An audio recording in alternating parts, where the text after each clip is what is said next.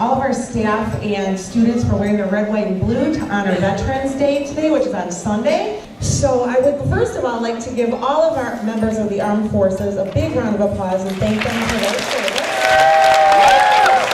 And what I would like to do for a moment is call up one of our second graders, Nate Morphew. Can you come on up here, buddy?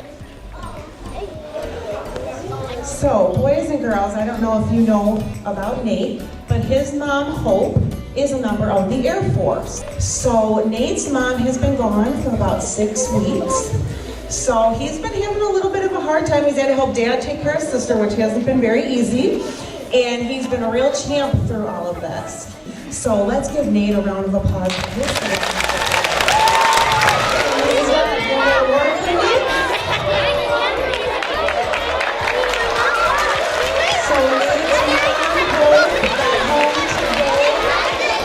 I don't think, Mrs. Morphew, there's a dry eye in the house right now.